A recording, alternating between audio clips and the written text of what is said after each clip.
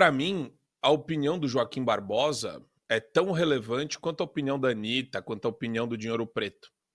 Mas a questão não é sobre o que eu acho do Joaquim Barbosa, mas a repercussão que existe dentro de uma militância de redação, dentro de pseudo-empresas de comunicação, que no fundo são empresas de propaganda, que pegam as pessoas e, não sei se vocês perceberam, mas como o cara é rasteiro, como Joaquim Barbosa é um ser rasteiro, como um verme, é um verme rastejante, tosco, né? Que, acho que eu estou autorizado para falar isso dele, porque foram adjetivações similares que ele fez pro Bolsonaro. Parece o quê? Nível de argumentação, o quê? Debate de comadre, papo de feira, papo de feirante, né?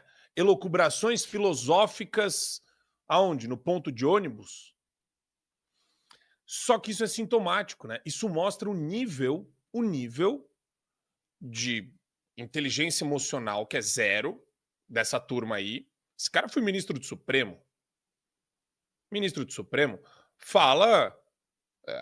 eu acho que tem estudante da FEFELESTE que, por mais esquerdista e radical que seja, pelo menos sabe se expressar melhor que o Joaquim.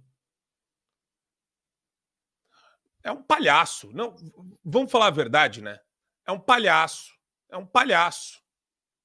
Joaquim, você é um palhaço.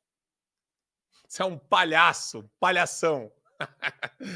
E por que eu tô falando que ele é um palhaço? Porque, pô, é até uma ofensa aos palhaços. Anitta, Dinheiro Preto, essa turma aí, agora paga de, né? Ai, não quero mais me meter em política. Só que daqui a pouco eles vão se meter em política. Daqui a pouco eles vão pedir voto para o deputado de extrema esquerda. Daqui a pouco eles vêm com esse papo de falar que social-democracia, eu sou social-democrata. E é um bando de idiota útil, é um bando de repetidor de chavão e de expressão e de conceitos criados pela extrema esquerda ao longo da nossa história. Eles são o produto de um caldo cultural que esteve na mão da extrema esquerda ao longo desses últimos 40, 50 anos. E nós temos culpa nisso. Nós temos culpa nisso. Nós temos culpa no desenho republicano tosco que foi feito pelo Constituinte, dando super, hiper, blaster poderes para o Supremo Tribunal Federal, que hoje ataca a cidadania brasileira, que hoje ataca o cidadão brasileiro, ataca senhoras doentes com câncer de 72 anos de idade, mandando prender com 14 anos de cadeia na cabeça. Mata gente. Matou o Clériston. O Supremo Tribunal Federal matou o Clériston. Ministros, abram uma investigação para definir quem é o culpado. Quem é o culpado pela morte do Clériston? Isso tudo é 1 milhão de vezes pior. 1 milhão de vezes pior do que qualquer coisa, de que qualquer discurso do Bolsonaro. Mas eles criam um nojo estético para depois emplacar a narrativa pseudo-golpista. Foi assim durante 4, 5 anos. Pô, tem entrevista do João Pinheiro da Fonseca, depois do dia 6 de janeiro nos Estados Unidos, falando, a direita brasileira quer o seu 8 de janeiro também. E daí, o resto é história, né? A gente sabe. Os caras estavam falando isso 1 ano antes do 8 de janeiro nosso. Então, eu vejo um ex-ministro do Supremo Tribunal Federal irascível, um cara completamente... Você vê, né? Desde a postura dele... Na verdade, nenhum ministro hoje tem liturgia, respeita a liturgia do cargo. E isso tem muito a dizer sobre o nosso Supremo Tribunal Federal. Eles são ativistas políticos travestidos de juízes ou, né, membros da Suprema Corte. No fundo ali, cada um tem os seus interesses pecuniários, econômicos, financeiros.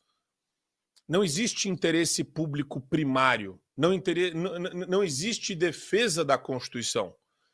existe a utilização da Constituição como pretexto, como subterfúgio, como fundamento para massacrar a gente, para virar um moedor de carne humana.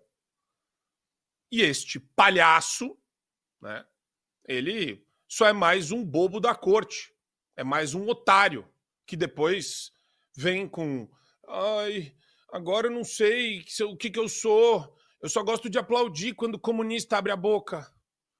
É um zero à esquerda, é um comunistão safado, é um jurista chinfrim, não dá nem para chamar de jurista. O que esse cara fez? O que ele escreveu? Tem alguma coisa que expresse inteligência desse cidadão? Não tem. E ele é o retrato do Supremo. Não tem compostura, não tem temperança, não pondera a respeito de nada, não respeita a liturgia de nada. Ele brigando com o Gilmar, eu lembro que eu me divertia na época da faculdade, na graduação. Eu não sou que nem um dos seus capangas do Mato Grosso. E o Gilmar lá, daquele jeito, né? Sapo boi dele. Sabe, já era. Cadê a investigação, né, disso? Quer dizer, quando que, em sã consciência, em alguma Suprema Corte do mundo, vocês vão ver um negócio desse? Um idiota falando para outro idiota, né, expondo o outro idiota como um mafioso, como um quadrilheiro, como um mandante de crimes. Foi isso que o Joaquim Barbosa fez com o Gilmar. Mas eles são intocáveis, não é verdade? Por isso que a gente precisa, para o nosso país, mostrar que eles não são intocáveis, que eles precisam e devem perder o cargo e responder civil e criminalmente pelo espetáculo de manicômio que a gente tem aqui. É um espetáculo manicomial. Um idiota não pode.